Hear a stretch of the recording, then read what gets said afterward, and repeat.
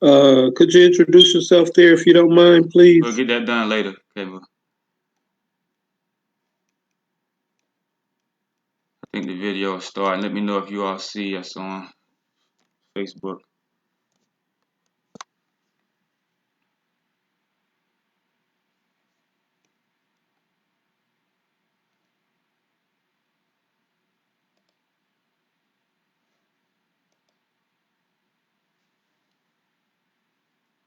Does anyone see us on Yes, Facebook? All right. it's starting. All right. We end our salute to the human rights policy officers and everyone listening. We are not just on our conference call, but we are on Facebook Live as well. Salute and greetings to everyone on Facebook. This is Brother Ramzu. Of course, it's recording from and streaming from my Facebook page. This is our conference call that we hold every Monday, Wednesday, and Friday at 8 p.m. Eastern Standard Time. It's called Orientation into the Right of Self-Determination. If you're new, never heard that before, write it down. Called the right of self-determination. That's the most important term that black people collectively can know. More important than anything else that we know. I don't religion or else, because religion also emphasizes and advocates and encourages us to assert our right of self-determination. The same thing that the children of Israel were told over 5,000 or so years ago, to assert their right of self-determination. Go and take over and govern themselves if they want some justice. So to this day, that's the number one principle in law, in international law. It's the number and the basis of all revolutions. All people, including the founding fathers of America, asserted their right to govern themselves and stop being treated unjustly by an outside entity or people who were foreign or alien to their environment. Same right that we have. And that's what this call is about. We are a people that are unaware of our political power, the power that we actually have beyond voting. That's not even power when you're voting. How many people that are listening, if you knew that you could, black people that is, if you knew that we could as a collective have our own elections, take independent control over where we live, give ourselves monetary reparations, give ourselves free housing, free ourselves from prison and jails. Would we choose to do that if we could have our own elections and vote to be independent so that we can do that? Would we do so? Of course, everybody's saying, yes, of course we would do that. Well, why are we not doing it? Because we don't know that we have that right. It's called the right of self-determination. This is our conference call. This is called a introduction or a orientation into the right of self-determination, meaning an introduction, because black people, we don't know that we have certain rights. It's evident, because if we knew we had a right of self-determination, we would be just as free and as powerful as white folks are in America. We'd be governing ourselves right here in America. We have our own police force right here in America. We have our own army right here in America. Black people. And it's all lawful. That's what the law states. That's why white folks stand up, because they have a right to rebel against anything that they feel is unjust to themselves. They have a right to stand up and rebel against that. That's why they had an American Revolutionary War. Black people, we have the same right as well, but we don't know. We participate in things that we have no knowledge of. How many people on this call are listening on this stream? If you had a medical problem, a situation, would you come to me to solve your situation and I had no knowledge of medical science whatsoever? Would you take my advice if I had no knowledge of medical science, should you have a medical problem? Would you let me operate on you? Would you let me prescribe some medicine for you and I had no knowledge of medical science? But that's what we are doing to ourselves. We are condemning ourselves, making decisions, political decisions for our community. Yet none of us have any knowledge of political science. Let me share the screen. We're going to prove our point. We're going to get somewhere tonight. This is just an orientation. We got to know better so that we can do better. Let me bear with us for a minute. Let me share this screen. I want to show something for a second.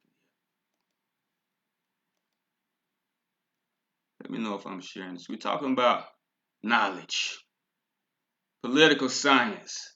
We just mentioned. You're sharing. I'm sharing the screen. Yes.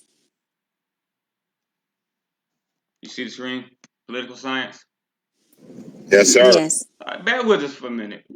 We just mentioned how we have no knowledge of political science. Just like you wouldn't let anybody who don't have a knowledge of medical science to operate on you, you definitely not going to let anybody that have has no knowledge of political science to make political decisions for us. But that's what we're doing. We have no knowledge of political science, but all of us talking about voting or participating in political activism and don't know anything about politics. Listen, this is what political science is. Let me read. This is from Northwestern University. This is their website. What is political science? Political science is the study of politics and power from domestic, international, and comparative perspectives. We all flunked right there because none of us know anything about international politics. Perspectives on politics. We don't know anything about international law. We only know participating in the domestic legal system. Even though Martin Luther King and Malcolm X both said we must move outside of the domestic civil rights arena into an international human rights arena, we're still stuck in a domestic political arena. That's all we know. So we just flunked the first sentence about political science. It says political science is the study of politics and power from domestic, international, and comparative perspectives. We don't know any comparative perspectives. Do we know any option besides this political system that we just voted in for the midterms? No, you don't know any comparison. So you don't know any political science. In order to make an informed decision, just in medicine, when they say you make an informed consent, you must give informed consent before you take some medicine or have a special or surgical procedure or any procedure done by the medical establishment. You must give informed consent. Informed consent meaning you have a comparative perspective. That means you know the benefits of this procedure or this medicine, and you know the risk. What can be the side effects of that medicine. But also, besides knowing the benefit and the risk, you must know, is there an alternative? Listen, this is what this university writes. It entails understanding political ideas, ideologies, institutions, policies, processes, and behavior, as well as groups, classes, government, diplomacy, law, strategy, and war. A background in political science is valuable for citizenship and political action. That's why some of the great philosophers that we study, Plato, Aristotle, all of them, they all felt that stupid people, ignorant people had no right to vote. Because why would you allow an ignorant people to steer a ship but they don't know how to steer the ship? That ship surely is going to sink. Why would we allow ourselves to steer our future into basically condemnation, making political decisions, and we know nothing about political science? We're voting and validating a system that's actually against us, because if you knew political science, you would know that one of the fundamental understandings in political science or terminologies is something called tyranny of the majority. Tyranny, write that down, tyranny of the majority. Which means that whenever there's a democracy, which we are in, the majority is always going to get what it wants at the expense of the minority. So the minority population is always going to be oppressed because they are a minority and majority rules. So no people that know political science would choose to be a minority inside of a democracy. We're the only people on the earth, because of lack of knowledge of political science, that would choose to continue to be a minority, to participate as a minority in someone else's democracy. And we have a right to take that little minority that we are, where we live, where we are a majority actually inside of that democracy, and take control and assert our right of self-determination. Bear with us. We're just going over the fact that we're participating in something that we have no knowledge of. So this call is not just an orientation into the right of self-determination. This web conference that we host every Monday, Wednesday, and Friday at 8 p.m. Eastern Standard Time is also Political Science 101. Because after you leave this call, you're going to be able to participate in political action with some knowledge instead of shooting in the dark and condemning ourselves and our posterity with the actions that we participate in. This is called the orientation into the right of self-determination. Bear with us. Political Science 101. Am I still sharing the screen? You are. This You're is sharing. Let's get some notes right quick. Take some notes from Martin Luther King. If you're looking at your screen, you see a transcript from a meeting that Dr. King had in 1967. This is a meeting that he had right before they killed him, when he was changing from civil rights struggle to a human rights struggle. Meaning, because of his new knowledge of political science, He knew that it was bigger than civil rights, and civil rights contained the struggle under the jurisdiction of the U.S. government. It gave them the power to decide whether to honor their grievances or not. But when you go to human rights say you have a right to life. If somebody taking your life, you can take their life. Human rights say if the police officers are taking your life, you can disband them or take their lives as well to protect your life. Human rights say, black people, if they owe you reparations, you have a right to take those reparations. That's what human rights say. But overall, human rights say that since black people were deprived of sovereign rights and self-government, we were conquered and enslaved, we have a right to simply take power where we live, create our own police force, our own government, and take control over all the assets in a place like Detroit, where we have hundreds of thousands of empty properties. We've taken over those properties as we speak now. That's a human right. Housing is a human right. So why are you homeless when there's millions of houses where black people live that are empty? So Dr. King said, we've moved from the era of civil rights to the era of human rights. This is a strategy meeting Dr. King was having, switching his tactics because he realized that 12 years of civil rights struggle yielded no results, and they had no potential to yield any results. Listen to his words. He said, we were seeking to reform certain conditions in the house of our nation because the nation wasn't living up to the very rules of the house that it has prescribed in the Constitution. Then after Selma and the Voting Rights Bill, we moved into a new era, which must be an era of revolution. I think we must see the great distinction between a reform movement and a revolutionary movement. Here's Dr. King, who admitted that he was involved in a reform movement with all the marches like Selma, the Voting Rights Bill. So he admitted that voting, marching will get black people absolutely nowhere as far as progress. Because you're trying to reform something that can't be reformed. Why try to continue trying to reform something that can't be reformed when you have a right to revolution? The revolution doesn't mean bloodshed. It can be violent or it can be nonviolent. But Dr. King said, no, we're going to take power where we live over our communities. Not try to reform this. We're not marching ourselves to justice. We're not voting ourselves to justice. We're taking over where we live and going to give ourselves justice. These are Dr. King's words. Look it up. Frogmore, South Carolina, 1967. It was a strategy meeting with the Southern Christian Leadership Conference. It wasn't a speech. He changed course. But you don't know this, Dr. King. You know the reform, Dr. King. That's why you're still trying to be like the reform, Dr. King, holding all these protests and marches and even participating in voting to this day, knowing that they yield no results. Insanity is doing the same thing over and over again and getting no results. But this call is to share some information. This web conference is to share some information with you all so that we can stop making the same mistakes, stop condemning our own selves, because everything that happens to us is our fault. We're held accountable for it because we have the power to change it ourselves. Not just the power to vote and hope that somebody changes it for us. We have the power to change it ourselves. We have the responsibility. So if we don't answer that responsibility, the next person that's killed by police, they were actually killed by us. Next person that's wrongfully convicted, they were actually convicted by us. Let me share the screen. Bear with me. Let me share. We're going to share a few things right quick. I'm going to share this article written by an American attorney, actually a white female American attorney. Bear with me. Can you see the screen? Sure can. Listen, y'all. Listen. Pay attention. Now, this is not me talking. This is an attorney. Because I know you all may think Ramsey was an uneducated black radical. Don't know what he's talking about. Let's give the perspective from legal professionals who see the ignorance of black people and say, look, black people, you can do something better. You're acting out of ignorance. Now, let me share with you from my knowledge. That's what this attorney is saying. It says Sarah Furman is an American attorney. Listen to what she just wrote. This article she wrote. She actually wrote this article in 2014. It says, do African Americans have the right to internal self-determination? So she wrote this article because in 2014, that's when we all started. The marches got popular, the protests over police brutality. Mike Brown, Eric Garner, so-and-so, Tamir Rice.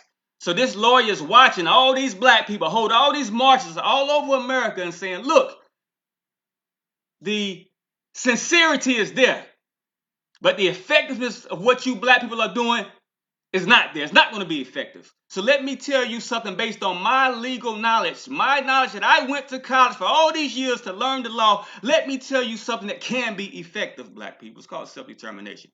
This is what this attorney writes. She said some feel that the American legal system is broken and thus cannot address the challenges that these events have raised. Others argue that the domestic system is working perfectly and that it has been designed to work against blacks and other minority groups. Now, those who say it is working perfectly, they know political science, because in political science, any minority group inside of a democracy is going to get the short end of the stick. She writes this: if the domestic legal system is not seen as one that can effect change, one must ask what other avenues are open to minorities in America. Of course, everybody listening to this, you know this domestic legal system cannot effect positive change for black people. You know that. But you don't know any other avenues. That's why we're on this call. She says one such option is the right to self-determination. Self-determination has been poetically described as the right of a people to decide their own destiny. More prosaically, it ensures a people's right to govern themselves or participate in their own government. She's saying, look, black people, instead of participating in this domestic legal system, instead of all the marching, all the voting, which is yielding you no results, black people, you have a right to stand up wherever you are and say, look, we're going to govern ourselves. We're the police force. We're taking control of all these city assets and doing what we feel is necessary to do with them and what's needed. We don't know we have the avenue. So this lawyer, this legal professional, doctor of law, is sharing with us an option inside the law. But all we know is the domestic legal system. Listen, that's a lawyer speaking. Bear with us. We're sharing some things. This is our conference call to introduce people to a right of self-determination so that we can stop being the stupidest people on the earth. I've been around the world, and we are definitely the most politically stupidest people in the world. Nobody keeps on voting and protesting for hundreds of years and not getting any results, but refusing to do something different when there is something in the law that says you can do something different that guarantees a result. Here's some other lawyers. This was held in 1993. This is probably the most important conference to date that I ever heard of, but we never heard of it. It's a conference of lawyers at Hamline University Law School in 1993, all the way back in 1993. How many years ago was that? About 30 years ago. Proceedings of the Conference of African Americans and the Right to Self-Determination. These lawyers now held this conference. Millions of dollars spent or neglected having this conference because the right of self-determination is the key to black people receiving justice, receiving reparations, stopping genocide, stopping gentrification, stopping wrongful convictions, stopping police brutality, everything that we cry out against. This is what they write. Historically, listen closely, don't get bored. This is some political science. Yeah, mathematical science was boring in school, but if you didn't learn it, you'd be getting cheated left and right. And because we don't know political science, we're cheating ourselves left and right. They write, historically, the rights of African Americans in the United States have been discussed almost entirely in terms of United States constitutional law, U.S. civil rights, rather than in the broader international legal framework of human and collective rights. However, important recent developments and perspectives raise new questions. In September 1992, the United States ratified the International Covenant on Civil and Political Rights developed under the auspices of the United Nations. This covenant protects the right to self-determination. That's why these lawyers held this conference in early 1993, because in late 1992, the United States ratified a document, the International Covenant. It's called the International Covenant on Civil and Political Rights, meaning it became the supreme law of the United States, yet nobody even knows about the International Covenant on Civil and Political Rights. Number one thing it does is protect. Don't give us the right. We already naturally have a right to govern ourselves. But it spells out that our right of self-determination is protected, meaning that black people, we can just simply stand up and end it all at one time by saying we declare independence, we're governing ourselves. That's why it was important for these lawyers to have this conference at a law school. Listen to what they're saying. The International Covenant. Now, I know we never heard of it before. If you never heard of it, write it down, download it. I'm getting ready to share it on the screen right now. Just International, write it down, Covenant on Civil and Political Rights. There it is. I'm not going to read. I'm just going to show you the first thing. It says all peoples have the right of self-determination. By virtue of that right, they freely determine their political status and freely pursue their economic, social, and cultural development. I'm going to show you what that looks like in action. We'll go back to this conference that these lawyers was having. I'm going to read a couple things that they stated. They go on to explain, of course, how black people are stuck thinking, and they call it a historically enforced enslavement paradigm, where we think all we can do is participate in the domestic legal system. All we think we can do is keep on protesting, keep on marching, keep on voting. A change gonna come, not knowing that we can simply change it ourselves. We ain't gotta rely on the mercy of a merciless system. Listen, this is what these are lawyers. These are doctors of law speaking here. That's what we're reading. We're not reading a bunch of radical revolutionaries. These are doctors of law holding a conference at a university saying how black people can instantly get out of the condition that we are in. This was held in 1993. Still in 2022, we haven't gotten anywhere, and we still holding marches. We're still saying no justice, no peace. We're having million man marches saying justice or else, and still no justice, and we haven't shown the else as we speak. This is not to demean or pick at anyone, but we're dealing with reality here today. I don't care about anybody's feelings when our people are dying because of our stupid and ignorant actions, man. Listen. They said, if so, then our gathering here today is historic because it represents the first effort of African American and indeed American thinkers to free their minds from the intellectually crushing and oppressive paradigms that have served only to loop back toward the past, thus assuring that in relation to American pluralistic societal development, we shall continue to turn in purposeless circles around our original strange attraction to various forms of enslavement and or servitude, domestication, and consequent materialism and dehumanization. In layman's terms, what they're saying is, look, we're turning purposeless circles. All the voting, protesting, marching, trying to change this domestic legal system, we're just looping back to past events and doing them all over again.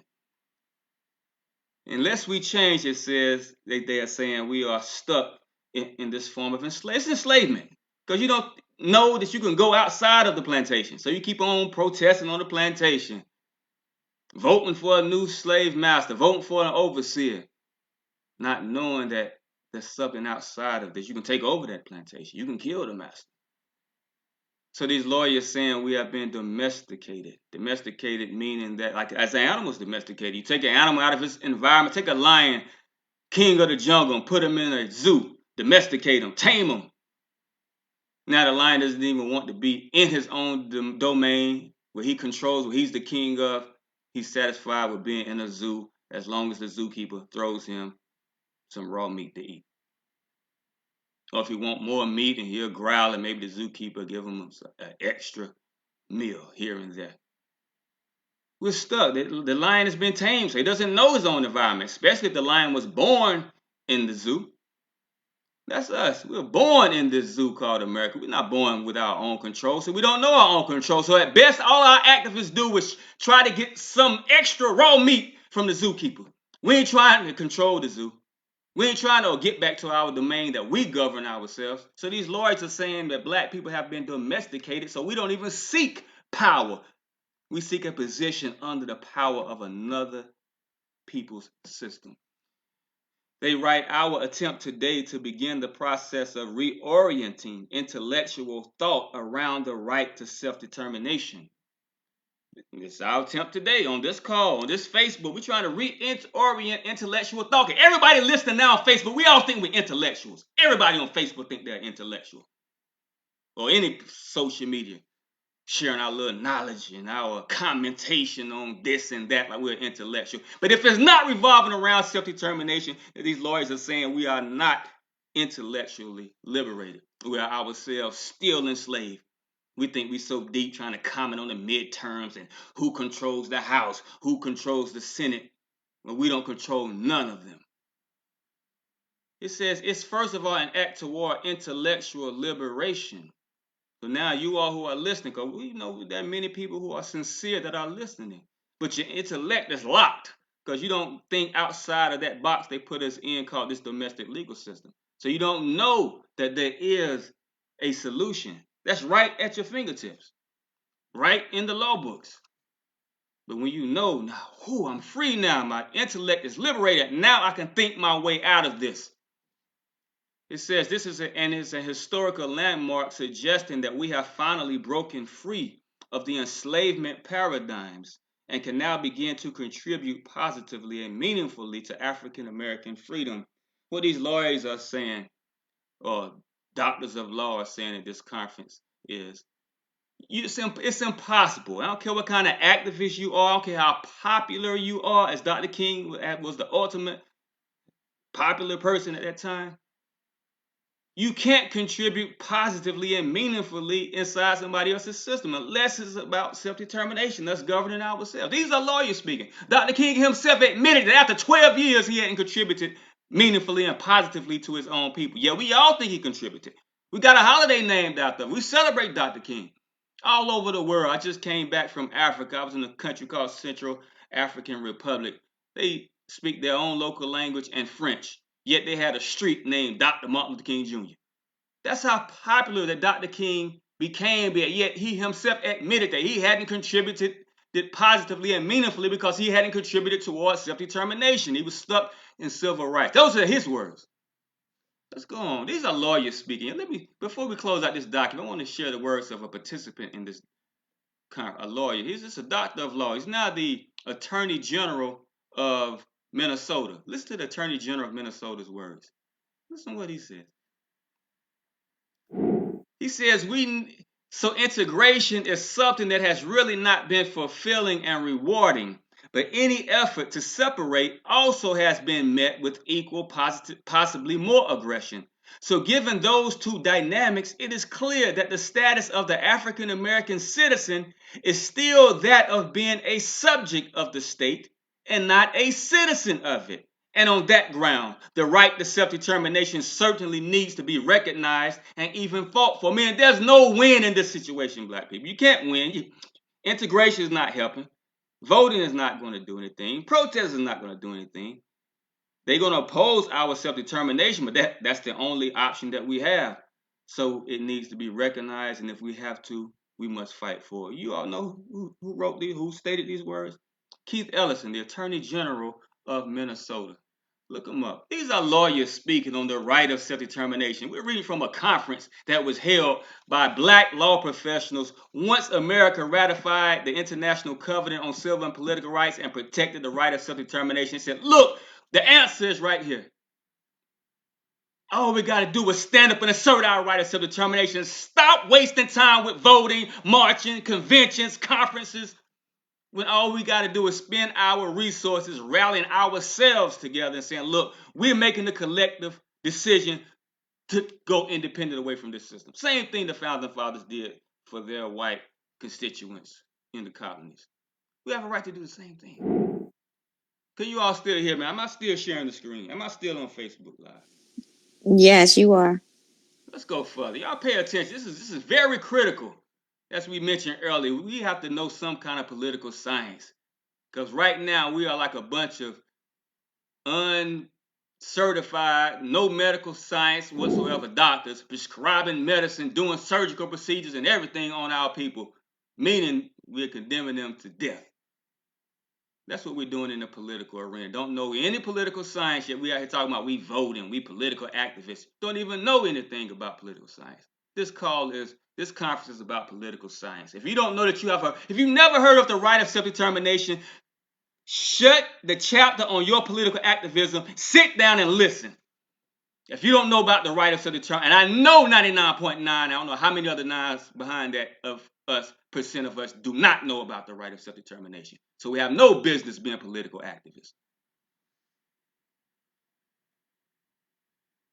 Before I share this, one more thing. Let me read this right quick. Am I sharing the screen? You are. U.S. policy toward national self-determination movements. This is a hearing that the U.S. government had about 6 years ago about policy toward self-determination movements. Listen, let me read a couple things. Now, this is American government, the 114th Congress, Committee on Foreign Affairs, House of Representatives, in 2016, March 15th, 2016. Let's read some of their words. They're backing us up. They're backing what we're saying up. We just not taking action. We saw lawyers. Now here's the government itself commenting, saying, look, self-determination is the move to make. We respect those type of movements, but hey, black people are not moving. Here's the chairman of this hearing, says, today we will discuss a topic that is dear to me, but often overlooked by too many policy experts, and that is national self-determination and its impact on what is going on in the world today. There have been many examples since the Second World War of self-determination movements, galvanizing local support, challenging their central authorities, and of course, giving our State Department headaches in the process. As advocates of democratic government and human rights, we cannot help but have sympathy with the grievances of many of these self-determination movements. They are often based on legitimate complaints and aspire to change a political structure that they quite often had no voice in creating. Let me read that again, because I think that fits the description of some people I know. They are often based on legitimate complaints and aspire to change a political structure that they quite often had no voice in creating. Black folks, you were picking cotton in 1776. You had no voice in this political structure. So now we got a chance to erect and establish our own structure. Let me read some of these words. This is a judge at a hearing, an American official, government official speaking. During today's hearing, we will discuss another point of view that self-determination movements represent a dynamic force in the history of the world that can be channeled into peaceful and legitimate political change. But we should not see, because of the fear, that is not the way it is. They fear our self-determination. We should not see as tramping them down and suppressing them as our solution to that type of dynamic that is being created in a self-determination movement. Border and other types of change, border change and the creation of new states, these are things that will result in this type of dynamic. Yes, creation of new states. The self-determination that we see popping up in various parts of the world. But what is wrong with new governments? He's saying there's nothing wrong. What is wrong with new states? What is wrong with changing borders that have been created by monarchs back 2 centuries ago? And after all, our country is a product of the self-determination movement. Some worry that self-determination movements will have a domino effect. Of course. Next paragraph you see highlighted. Alternatively, by ignoring these groups who are looking for their own self-identity and uniting by a national identity, even though it is subjugated by the boundaries of a country that is dominated by other people. By ignoring them, we push these ethnic patriots toward violence and insurrection. These government officials are saying that self-determination movements must be respected. Matter of fact, the United States was founded upon a self-determination movement. And if you deny these ethnic patriots, vanguards for their race, if you deny them the assertion of their rights, then you actually invite legal violence and insurrection. This is the American government speaking. It goes on to explain how one of the senators or congressmen stood up and said, look, we fear because those numbers, they can take anything. Even Mexicans can come in and become a majority in parts of San Diego and say, look, we want San Diego to be part of Mexico, and they have a right to do that.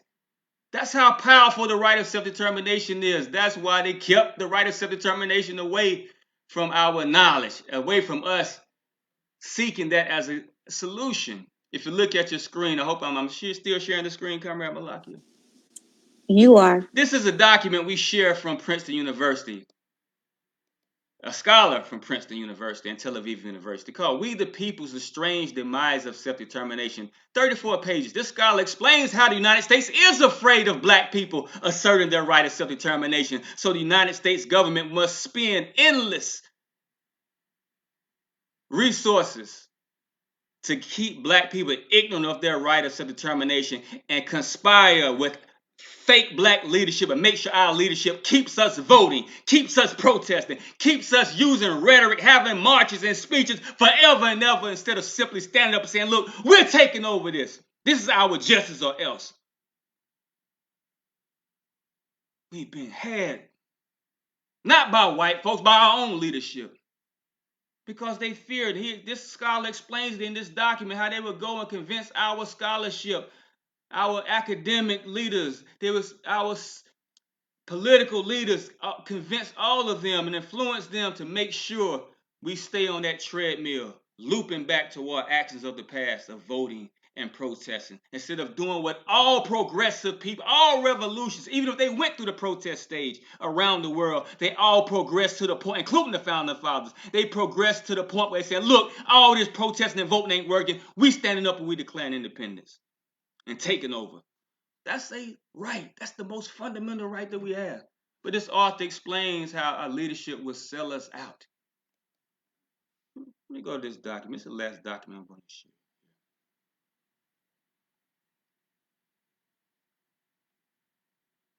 Am I still sharing the screen? You sharing? I think it's having an episode there.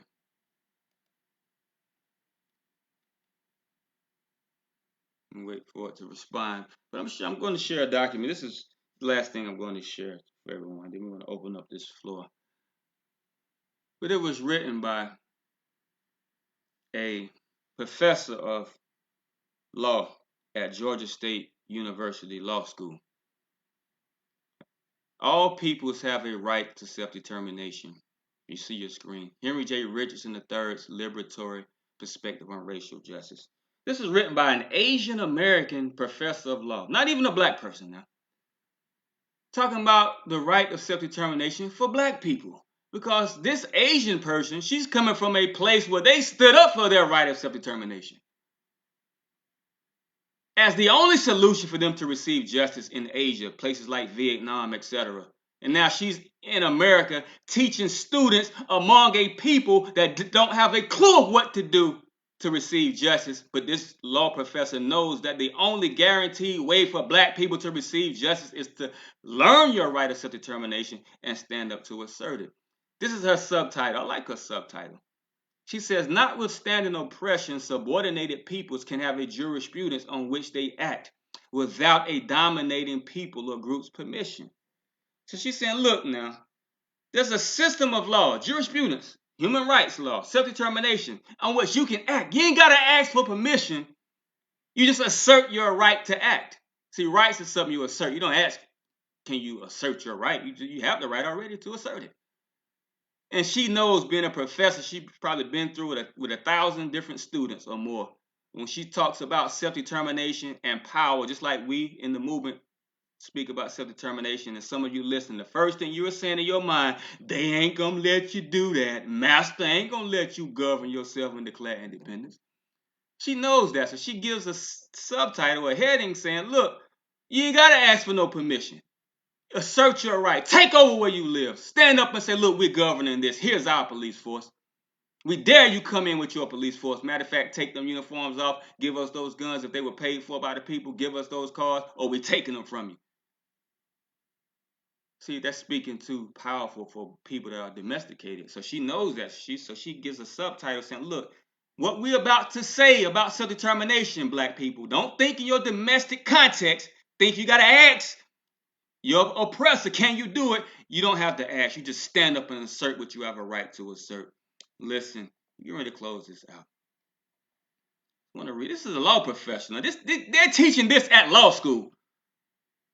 Lawyers know this. That's why lawyers should be the top revolutionaries and doing the right thing. Not no lawyer that's doing some old foolishness. I'm talking about real revolution, self-determination. We got lawyers, but they're doing the wrong thing. She writes this. This law professor wrote this, and I downloaded this from Temple University Law School. So law students are studying the fact that black people can simply take over. Ain't got to ask no permission. She says, are African Americans and other peoples of color in the United States engaging in or even considering decolonization. Let me stop right there with decolonization, because some of us are saying, well, all we gotta do is vote for our local elections and have a black mayor, black city council, etc., etc. You're still a colony, because the system is still white. The federal government is still white. Your state government is still white. It's still a majority white system. You're just a black representative of a white system. And the economy is definitely not yours. She says, are we moving toward genuine liberation rather than simply asking for superficial adjustments to the status quo? Stop right there.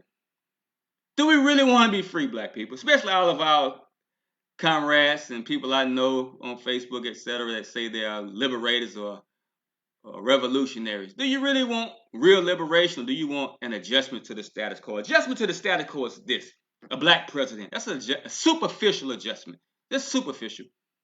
A superficial adjustment is we marching because we want this police charged with brutality for killing one of our persons. So if they charge the police, so what? Does that stop any murders from happening again? Does that give us our own police force? No, that's just a superficial adjustment. Do you really want to be liberated, or you want to waste your time asking for superficial adjustments? Because I've seen many revolutions gathering, so-called revolutionaries gathering by the hundreds, maybe even the thousands, crying about police brutality, instead of standing up and taking over the city that the police brutality was committed in. Asking for superficial adjustments. Do you really want to be free? That's what this lawyer is saying. Do you really want genuine freedom, or you want a superficial adjustment? You just want one policeman charged with probably manslaughter and do 9 months out of the 100,000 of police that then killed our people. She says, in other words, will we take our right to self-determination seriously and act on it? This cause, first of all, is about, or this conference is about knowing we have the right of self-determination. Now, everybody listening, now you know we have a right to self-determination. You know that black people have a right to collectively stand up wherever we are. I don't care if it's one block. You got 100 people on your block. If you can get 51 people to say they want to be independent, you can actually take political control over that block. But of course, a block is not enough infrastructure to survive on. So we want to take a whole city, or even if it's just the east side, the west side, north side, or south side. If you, or your organization, or you as an individual can get the majority of people to say, yes, we want to be independent, you actually can just unilaterally declare independence and take it over. So will we take this right seriously and act on it? And she explains, this is what the law says, how you act on the right of self-determination. Let's read this. This is Political Science 101, because now you know better. According to the 1970 Declaration of the Principles of International Law Concerning Friendly Relation and Cooperation Among States, quote, she's getting ready, this document is getting ready to tell us how you assert your right of self-determination. Number one, the establishment of a sovereign and independent state, comma. So that's one way. You can stand up and say, look, Detroit, we're independent and sovereign. Heck, Mayberry, no matter how small your city is, we're independent. Baltimore, we're independent and sovereign. We don't want no more of the United States government system. Heck, the east side, we're independent. The west side, north side, south side. That's what we have a right to do. That's what this is stating. Comma, the free association or integration with an independent state. Meaning we can say, okay, we feel we're a little bit too weak. We want to integrate with Russia. We want to integrate with China or a nation in Africa, Venezuela, any other nation. We have a right to integrate or associate with them to add to our strength.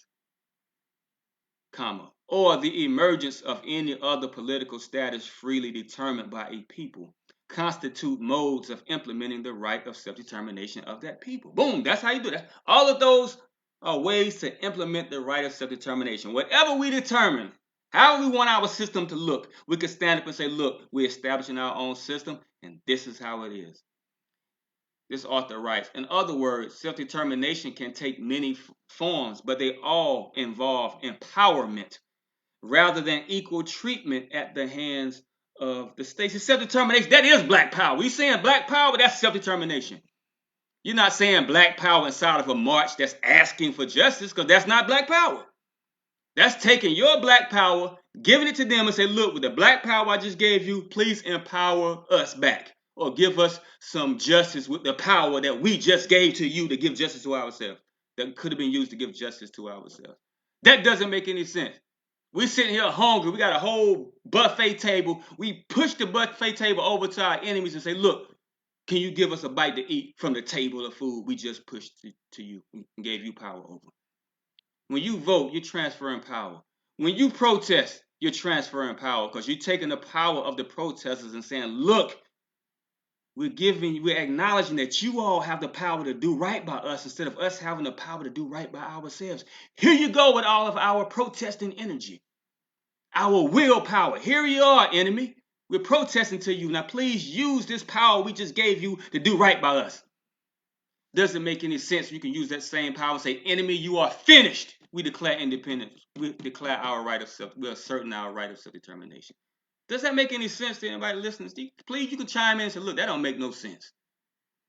Because I know, first of all, the context we're speaking in is not going to make sense to a domesticated people. So it's natural for you to feel a certain kind of way about the way we are speaking. Let's close this out with the ending of this document.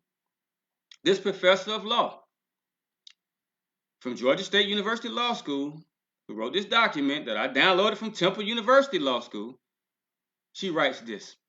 The question becomes, what will it take to sustain and grow movements capable of fundamental liberatory change? She's asking the question because we have a lot of movements, man. God, I don't know no people on the planet, if you all know, let me know, that have had more organizations than black people, that have had more movements than black people, but still haven't gotten anywhere. Name of people on the earth. We got new organizations popping up almost every week, seem like. New logos, new names, new uniforms, and all kinds of stuff. Doing the same old thing over and over again. So this lawyer, she's recognizing this professor of law saying, what will it take to sustain and grow? Because those movements are not growing. And when we say grow in the move, we don't say grow as in terms of numbers. Grow in terms of progress. How can our movements progress and bring actual fundamental and liberatory change? What will it take? So she gives us her suggestion. And it's actually logical. It's the truth on what will it take. She says, as we move forward, we can learn much from what Professor Richardson has articulated about the inherent right and ability of African Americans and other peoples of color within the United States to be self-determining. Should we choose to move beyond demands for equitable treatment and frame our struggles in terms of decolonization and self-determination, he has laid the foundation for us. Professor Richardson does not presume to undertake that task for us, for by definition, one cannot dictate how others should exercise their right to self-determination. Rather, he identifies tools available in international law. That's all that the professor, and that's all those other lawyers, that's all we're doing, pointing out that, look, we have a right to stand up and take over. We don't have to continue protesting and asking for justice inside of their system. We can simply stand up if we can get the people to agree. And who amongst black people would not agree to having our own police force? Who amongst black people would not agree to taking over city assets and giving ourselves reparations? Who would not agree to freeing ourselves from prison? Who would not agree to free housing? Who would not agree to all of the answers that we would have to the injustices that we're suffering from? Everybody would agree. So if you can get everybody to agree, it's as simple as saying, look, have your own vote. Have your own midterm. In Russia, they just went, not Russia, excuse me, in Ukraine, they just went door to door, asking the people. That was their vote. Do you want independence or not? The majority said yes, okay, this part is independent. That's all we have to do as well. You don't have to ask any permission. That's what the law states. The President of the United States himself signed a charter last year saying he wishes to see that done. Of course, he didn't expect us to stand up and try to fulfill his wish, but he signed something called the New Atlantic Charter. How many people heard about the New Atlantic Charter? If you Google it, you'll see it has about 40-something million results. Yet none of us saw it on our timeline. The New Atlantic Charter signed by Joe Biden. Can you all still hear me? We can hear you. Yet Negro leadership want to stand up and say, Joe Biden ain't talking about reparations, this, that. Nah, give yourself reparations. He signed the New Atlantic Charter saying he's committed, reaffirming commitment to the Old Atlantic Charter. What is the Old Atlantic Charter? If you see your screen, I'm just going to read this right quick. Then we're going to open the floor. Third, it was signed by the President of the United States and the Prime Minister of the United Kingdom. says, third, they respect the right of all peoples to choose the form of government under which they will live. And they wish to see sovereign rights and self-government restored to those who have been forcibly deprived of them. There are two populations, namely in America, that have been forcibly deprived of governing themselves and their sovereign rights, and that's black people who are enslaved and indigenous people. So here's the president saying, we respect the right of people to choose their own government. We wish to see sovereign rights and self-government restored to those who have been forcibly deprived. So what are we doing voting in the midterm elections when the president said he wished to see us governing ourselves for? That don't make sense. Somebody say it makes sense, and make me see that it makes sense, because I don't see any sense of that. Of the president and the law saying that, look, people, if you have been deprived of governing yourselves, black people, you can restore yourself to governing yourself again. Why vote in somebody else's government? Why is not black leadership taking this and running with this? Why did lawyers have a conference about this in 1993? Yet none of the black organizations picked up on it. Or if they picked up on it knowledge-wise, they were afraid to assert it physically. In reality. Well, I got a group of people on this call, we ain't afraid. And we asking everybody else that's not afraid, let's stand up and bring change. Stop doing the same thing over and over again, because we dying regardless. I'd rather die trying to get free than die in old age, pumping my wrinkled up fist talking about black power when I'm 80 years old.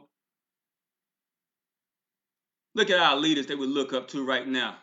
I hated to see the minister. I ain't hate to see the minister, but I hated to see him in that condition as an old man. Couldn't even stand up at the conference they had for the FOI recently. Our leaders are getting old. Talking black power. We should refuse to be in that. I know I refuse. Let's get free, people.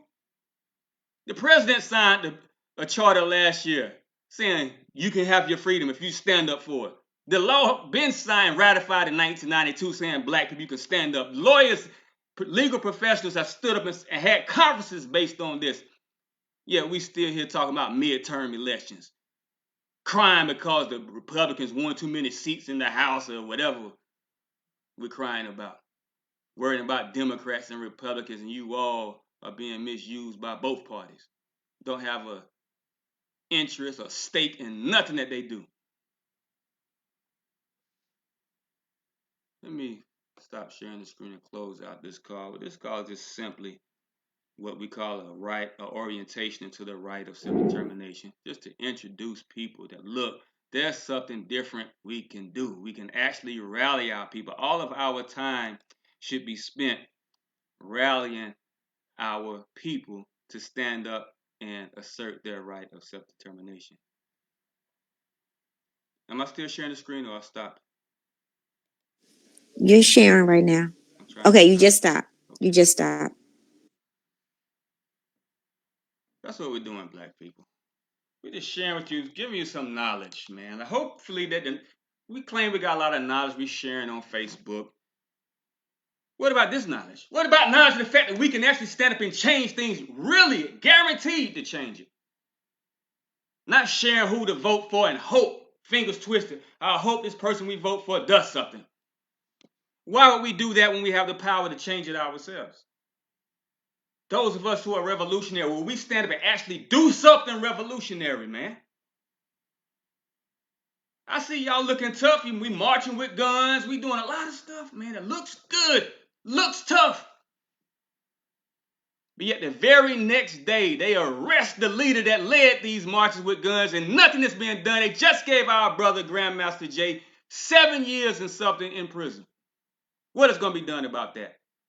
Nothing. Same thing that was done about Mutulu Shakur. Now we celebrate because they're letting him out of prison. Yet nothing was done all those years he was dying in prison. Now they let him out to die. When we could have just stood up and took him out of that prison. We got to do something that actually is effective. Yeah, we got to risk something. You can't get life unless you risk life. You can't get freedom unless you risk freedom. I know we're scared of risking it. We want to do something that's safe. It's safe to march. It's safe to vote. It's safe to call yourself this religion, that religion, dressed in uniforms and look like toy soldiers. It's safe to look like a toy soldier, but it's risky to actually be a soldier. We're calling on people to actually be soldiers, man. Stand up with us. Let's take over our cities. Organize ourselves properly.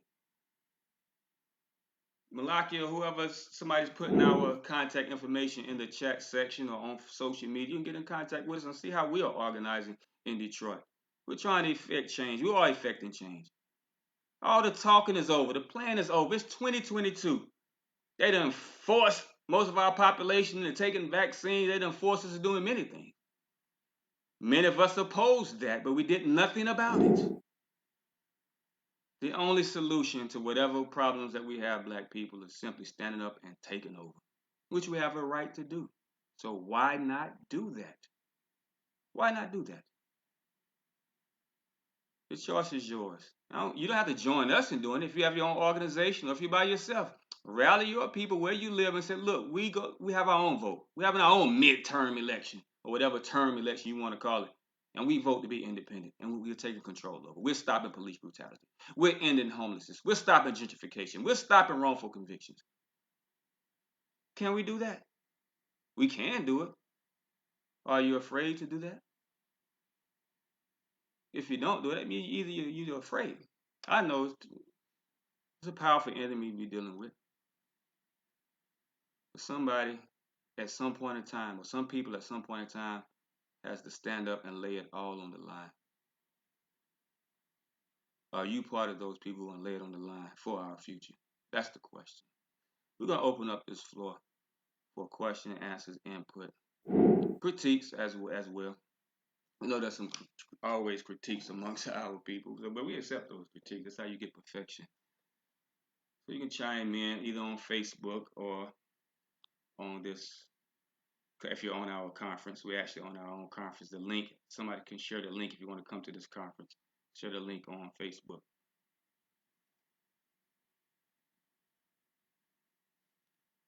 But the floor is open. Oh, first of all, come right down. If you're there, you can give us some guidelines to this call right quick. Yes, sir. Everyone, thank you, and welcome to the web conference, The Right of Self-Determination, Orientation into the Right of Self-Determination, to be exact. What we do here, as far as our guidelines go, is we keep our mics muted unless we want to ask a question. We want to ask your question, tap your screen, highlight your mic, ask your question, and then go back on mute.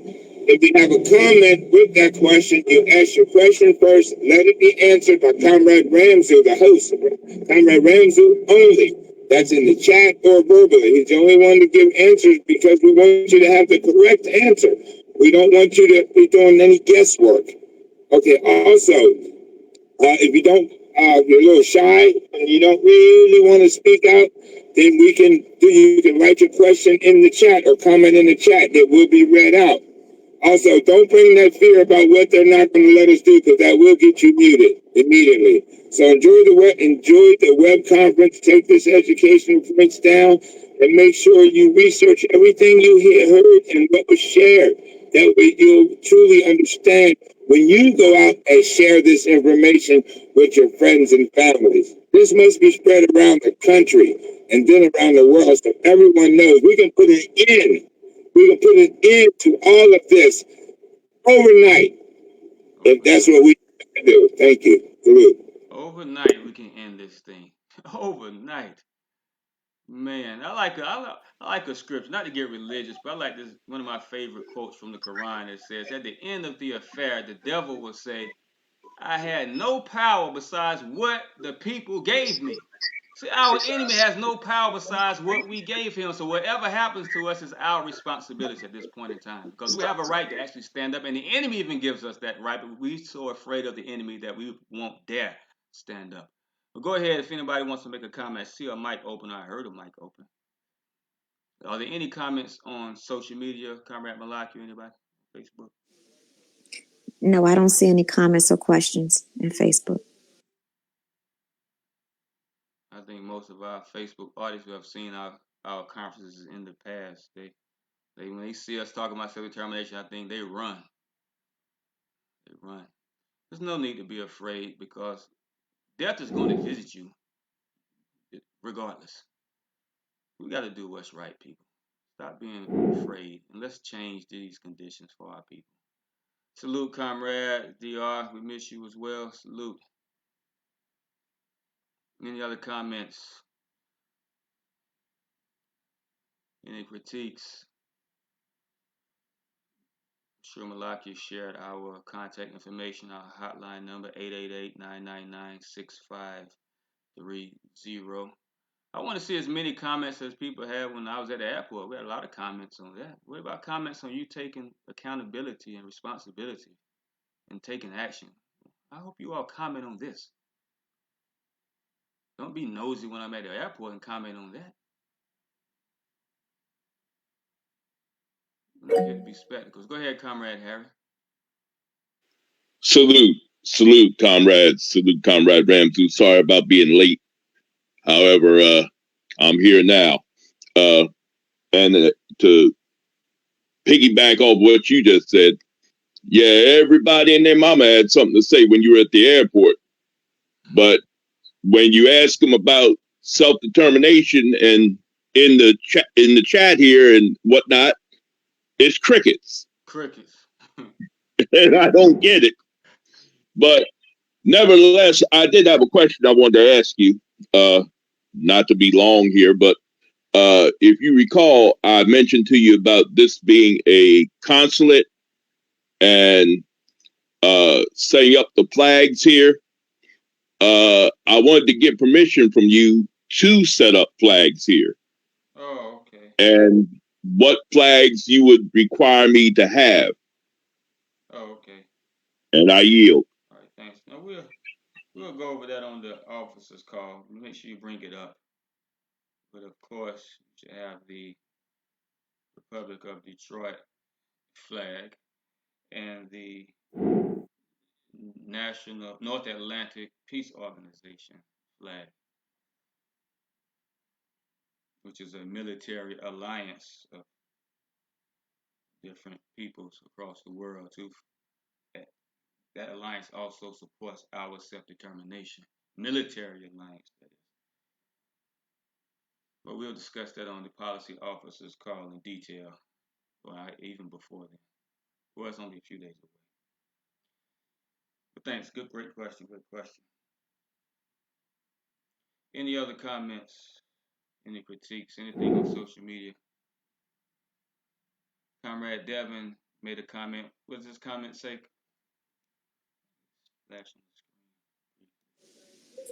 He said, what did Comrade say? He said, what doors?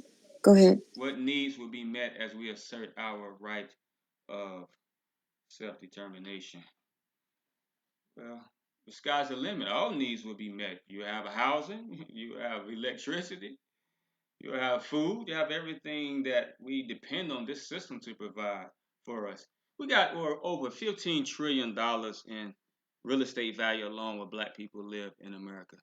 Geographical values in the quadrillions of dollars. Detroit alone is worth quadrillions in geographical value because of the fresh water source coming from that Detroit River.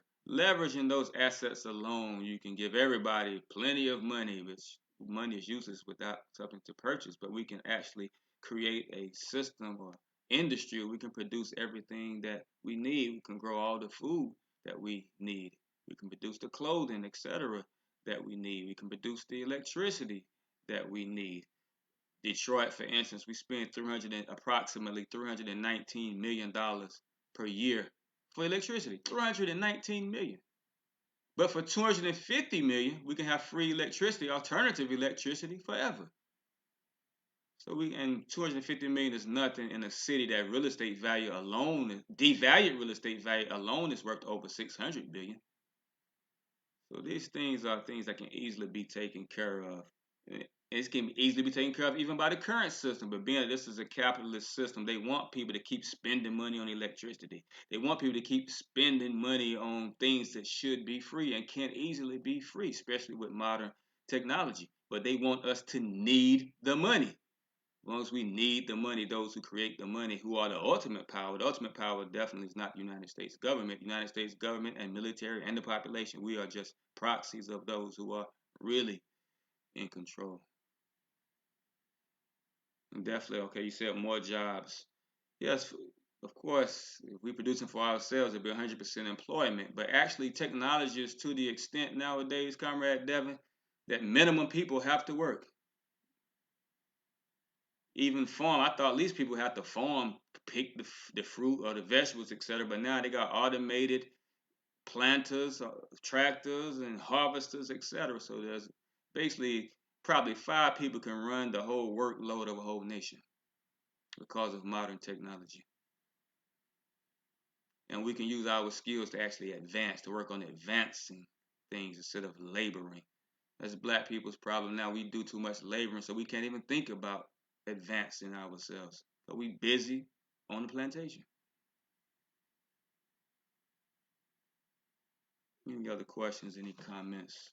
Let me go ahead and close out on Facebook. But to those who are on Facebook, we're going to continue on our conference call. You're welcome to join us on our conference call. You can look at the comment section, see a link to join us on our conference call. We have these calls Mondays, Wednesdays, Fridays, 8 p.m. Eastern Standard Time, so that we can introduce. We got to have some knowledge, people. I know all of you are passing past this lives, and I forget that.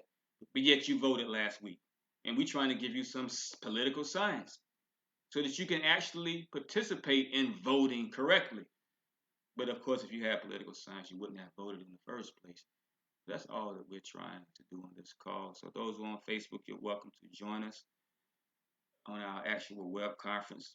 Follow the link you see in the comment section. You can share the knowledge. You don't have to join with us, but just have this knowledge and do it yourself. People, there's many organizations that have capability more than we have. Heck, Farrakhan and Nation of Islam can have us independent overnight if they rally the people behind the right framework.